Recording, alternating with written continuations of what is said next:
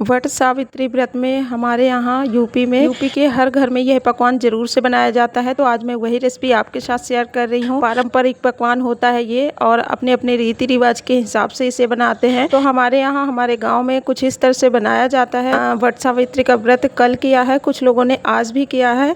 इस पकवान को बनाने के लिए या फिर आप इसे प्रसाद भी कह सकते हैं। इस प्रसाद को मीठा ही बनाया जाता है। तो चलिए शुरू करते हैं। यहाँ पर मैंने सबसे पहले 1 कप चीनी ले लिया है। इसे हमें भिगोना है, मतलब कि घोलना है। तो 1 कप ही मैंने पानी डाल दिया है पैन में। थोड़ा सा मैंने इसे गर्म कर लिया है, गैस ऑन करके इस तरह से चला देंगे और साइड में ढककर रख देंगे ताकि ये अच्छे से मेल्ट हो जाएगी जल्दी से। और जब तक यहाँ पर चीनी मेल्ट हो रही है तब तक हम इसके लिए एक आटा लगा कर तैयार कर लेंगे। तो इसे शुद्ध गेहूं के आटे से बनाया जाता है। 1 कप मैंने आटा ले लिया है। इसमें दो बड़े चम्मच मैंने इसमें डाला है नारियल बूरा, नारियल का बुरादा, और इसमें मैंने थोड़ा सा मोहन के लिए रिफाइंड ऑयल डाल दिया है। आप घी भी डाल सकते हैं इसमें। तो सभी चीजों को मैंने बहुत अच्छे से मिक्स कर लिया है। आप देख सकते हैं छोटे वाला जो कप होता है उसी से मैंने 1/2 कप रिफाइंड ऑयल डाला है। और जो चीनी मैंने घुलने के लिए रखा था उसे इस तरह से मिक्स कर लेंगे। थोड़े से मोटे दाने वाली चीनी थी तो थोड़े बहुत दाने रह गए हैं चीनी के अभी, तो कोई बात नहीं है, कोई दिक्कत नहीं होगी। अब इसमें चीनी वाला घोल थोड़ा थोड़ा करके डालेंगे और हाथों से अच्छे से मिक्स करेंगे। सॉफ्ट सा इसका आटा लगाकर तैयार करना है। तो थोड़ा थोड़ा इसे डालेंगे क्योंकि बहुत ज्यादा गीला भी नहीं लगाना है और बहुत ज्यादा सख्त भी आटा नहीं लगाना है। तो मैंने सारा ही डाल दिया है इसमें। जो चीनी वाला पानी था इसको गुड़ से भी बना सकते हैं। बहुत सारे लोग गुड़ से भी बनाते हैं, लेकिन अभी गर्मी का टाइम चल रहा है तो मैं इसे चीनी से ही बना रही हूँ। और आटे को मैंने 10 मिनट के लिए ढककर छोड़ दिया था, इसी तरह से रख दिया था। अब दोबारा से इस तरह से हाथों से हल्का सा मसल लेंगे और इसके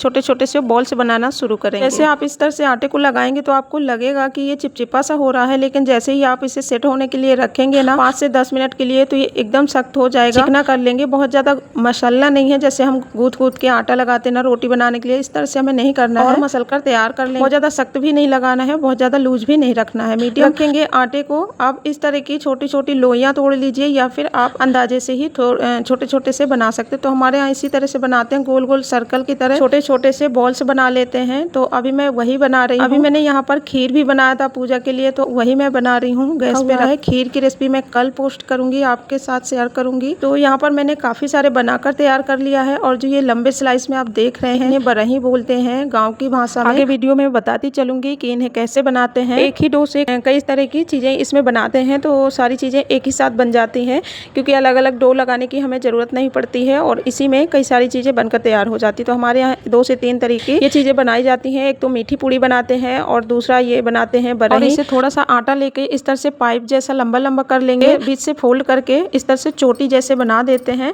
अगर आपको नहीं समझ में आया तो अभी आगे मैं और बता दूंगी एक बार। और अब मैंने थोड़ा सा बड़ी लोई ली है और इसे इस तरह से नॉर्मल रोटी के जैसे बेल लेंगे। इसके छोटे छोटे से पूड़ी या फिर पुआ कह सकते हैं आप, वही बना रही हूँ मैं। तो मीडियम साइज का बेलेंगे, बहुत ज्यादा मोटा या फिर बहुत ज्यादा पतला नहीं रखना है इसे। और इसमें काफी ज्यादा मोहन डाला है मैंने, इसलिए ये थोड़े से साइड साइड से फटे फटे से लग रही है रोटी आपको, लेकिन उससे कोई दिक्कत नहीं है क्योंकि हमें काट कर पूड़ियाँ ही निकालनी है। इस तरह का कोई ढक्कन, कटोरी या फिर गिलास से काट, और जो साइड साइड का आटा है उसे हम वापस से हटाकर इस तरह से दोबारा से पूड़ी बेलकर बना लेंगे। बहुत ही आसानी से ये बन जाती है और ये पुआ या फिर पूड़ी खाने में बहुत ही ज्यादा टेस्टी लगते हैं, एकदम बिस्किट के जैसे लगते हैं। जैसे हम आटे के बिस्किट बनाते हैं ना, वैसे ही खाने में टेस्ट आता है। बच्चों को या बड़ों को सभी को बहुत ज्यादा पसंद होते हैं। आप वैसे भी इन्हें बना सकते हैं, बिना वट सावित्री व्रत के भी इन्हें बनाकर खा सकते हैं, घर पे ऐसे ही बना सकते हैं। और हमारे यहाँ पूजा में ये तीनों तरह के पकवान जरूर से बनाए जाते हैं, तो इसलिए मैं तीनों तरह के ही बना रही हूँ। अब जो बरही मैं बता रही थी ना, तो उन्हें इस तरह से देखिए बनाते हैं। बहुत ही आसान होता है इन्हें बनाना, इस तरह से लंबाई में करके। और जैसे ही आप फोल्ड करेंगे ना, तो ये बहुत ही आसानी से चोटी के जैसे बनकर तैयार हो जाती है। तो चलिए यहाँ पर कुछ चीजें मैंने बना ली है। अब गैस ऑन कर देते हैं और कढ़ाई में ऑयल रख देते हैं ताकि ये अच्छे से गर्म हो जाए। तो हम कुछ चीजें फ्राई भी करते जाएंगे और जो बाकी की बची हुई चीजें हैं उन्हें मैं साथ ही साथ बनाती जाऊंगी। तो यहाँ पर मैंने रिफाइंड ऑयल डाल दिया है कढ़ाई में। अब जब तक ये गर्म होगा तब तक मैं थोड़ी बहुत चीजें जो बच गई हैं वो मैं और बनाकर तैयार कर लूंगी। तो थोड़ी सी पूड़ी मुझे और बनानी है, तो मैं फटाफट से बना लेती हूँ और फिर जल्दी से हम इन्हें फ्राई कर लेंगे। थोड़ी देर इन्हें बनाकर रखना होता है, तुरंत नहीं फ्राई करते हैं। तो मैंने सभी चीजों को बनाकर 15 से 20 मिनट के लिए ऐसे ही छोड़ दिया था। इसके बाद ही अब मैं फ्राई कर रही हूँ। तो जो थोड़ा सा आटा बचा हुआ था उसकी मैंने और पूड़ियाँ बना ली है। और ये जो छोटे छोटे मैं बॉल्स बना रही हूँ ना, ये और भी ज़्यादा छोटे बनाते हैं। जितने चने होते हैं ना उसी हिसाब से इन्हें बनाते हैं और ये बट वृक्ष में चढ़ाए जाते हैं, इसलिए मैं इन्हें छोटे छोटे बना रही हूँ। तो अब सभी चीज़ें मैंने यहाँ पर बनाकर तैयार कर लिया है। चलिए अब फटाफट से इन्हें फ्राई करते हैं। तेल भी यहाँ पर अच्छे से गर्म हो गया है। देखने में तो ये सारी चीज़ें काफ़ी ज़्यादा ईजी लगती हैं, लेकिन जब बनाना होता है तो काफ़ी ज़्यादा इनको बनाने में टाइम लग जाता है। तो सबसे पहले मैं पूड़ी फ्राई कर रही हूँ। जो हमने मीठी पूड़ी या फिर पुआ बनाए हैं उन्हीं को मैं फ्राई कर रही हूँ। तो एक एक करके सभी को डाल देंगे और जैसे ही इनमें अच्छा सा कलर आ जाएगा ना तो इन्हें हम पलट देंगे। एकदम हल्के आँच में इन्हें फ्राई करना है, बहुत ज़्यादा तेज़ आँच पे इन्हें फ्राई नहीं करना है, वरना ये ऊपर से तो पक जाएंगे और अंदर से ये कच्चे रह जाएंगे। तो एकदम क्रिस्पी बनते हैं। अब जो बरही बनाई थी वो भी मैंने डाल दिया है, साथ ही साथ ये दोनों चीज़ें एक साथ ही फ्राई हो जाएंगे। तो जो पक जाएंगी, अच्छे से फ्राई हो जाएंगी, इनमें अच्छा सा पूड़ियों में कलर आ गया है तो मैंने इन्हें निकाल लिया है। और जो सबसे छोटे वाले बॉल्स बनाए थे उन्हें भी मैंने डाल दिया है। अब ये जो थोड़े से मोटे मोटे बड़े वाले बॉल्स बनाए हैं इन्हें मैं सबसे लास्ट में फ्राई करूँगी, क्योंकि इनमें काफ़ी ज़्यादा टाइम लगेगा। अब बराही और छोटे वाले जो चने साइज़ के मैंने बॉल्स बनाए थे वो भी अच्छे से फ्राई हो गए हैं। चलाते हुए मैंने अच्छे से फ्राई कर लिया है, बहुत अच्छे से इनमें कलर आ गया था तो मैंने निकाल लिया है। और जो सबसे बड़े वाले बॉल्स बनाए हैं ना उन्हें हम डालकर बहुत ही पेशेंस के साथ फ्राई करेंगे। जैसे ही ये फ्राई हो जाएंगे तो इनमें जो छोटे छोटे से बबल्स आते हैं ना वो आना बंद हो जाएंगे और कुछ इस तरह के दिखने लग जाएंगे। आप देख सकते हैं बहुत ही अच्छा सा इनमें सुनहरा सा कलर आ गया है।